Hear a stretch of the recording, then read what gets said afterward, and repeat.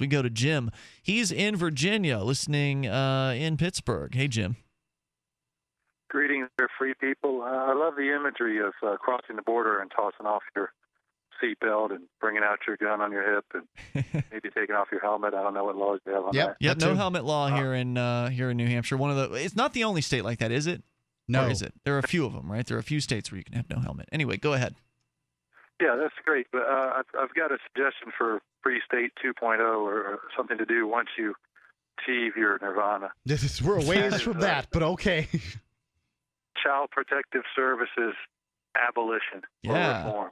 Yeah, I think that there's the intention is to reform CPS a great deal here in the Free State Project. I think that most the Free State Project doesn't have any intention. Most of the people that move for the Free State Project have the belief system the Child Protective Services has abused its power in the past. Yeah, we even got a guy, Carlos Morales, who's a former CPS investigator who's moved up here, and he's got all kinds of crazy, horrible stories to tell about working for that organization. So yeah, absolutely. I don't see any reason to reform them. I'd like to just get rid of them and let communities and people who care actually take care of their neighbors. I'd go ahead and agree with that, but if somebody wants to revoke some amount of power from them in the meantime, then, sure. then I could think of worse things for them to do with their time. Yep, absolutely. Jim, what else did you want to share tonight? Well, I love talking to you guys because you're the only people more radical than me that I ever talk to. So oh, good. I just think they should be eliminated. You've got to have some mechanism for policing child abuse. You can't burn your kid with cigarettes or not feed them or something like that. Well, I mean, that's you're talking about assault at that point. I mean, even if we're dealing with traditional police forces and stuff like that, I mean, there's nothing saying that you can't arrest a person for assault. I mean, if you're hurting people, this is a pretty plain to see thing that any kind of society would generally tend to reject, I would think, unless of course you're wearing a badge, at which point you're allowed to assault people. And I'd rather have people come to the aid of that individual, because again, you have to find out the person was burned with a cigarette, right? So that information has to come out somehow. The child has to reveal it to someone, or someone has to notice the burns, ask them about it.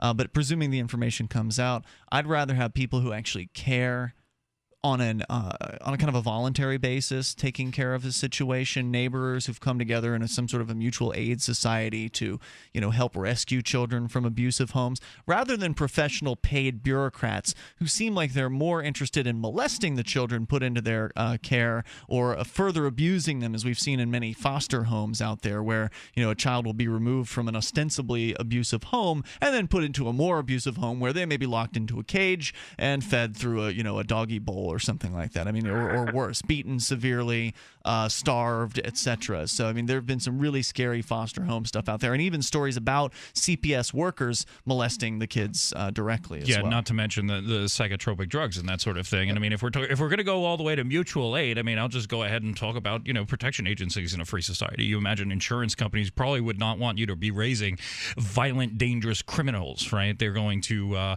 if you burn your kids with cigarettes, I mean, hurt people. Yeah. And I don't imagine that if you're paying for a protection service in a stateless society, that the protection service is going to be terribly anxious to protect you, because you're going to obviously incur some enemies and raise a child that's going to be a problem for the rest of the society, and that's going to be extraordinarily difficult to ensure. Yeah, I think it would be interesting to see what the marketplace could come up with to protect kids from abusive parents, instead of having some sort of a violent monopoly system that we currently have with the one-size-fits-all. You call the government, and then, hopefully they won't kill the wrong person, because a lot of times people involve the government in their family problems, and then they end up with a dead grandson, like happened to a grandmother who called the cops on her grandson in Florida, and he ended up dead after he was taken to the juvie system. Even when the cops don't kill somebody, they return them over to CPS, where kids in foster homes are, like, I can't remember what the percentage is, but significantly higher likelihood that they're going to be sexually abused. These are people taken out of homes for,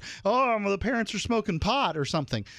I'd rather they got have in a fight or whatever. I'd rather have a kid in a home with a pair of alcoholics than in a foster home getting sodomized by another, messed up foster kid. Certainly. And if you look at, I think Stefan Molyneux is a great guy to listen to if you're talking about children in a free society. He seems to spend, some people would say, an inordinate amount of time, talking about these things. But it's the primary focus of what he does. That the idea is that if we raise a better generation of children, then we're not going to have all of these problems.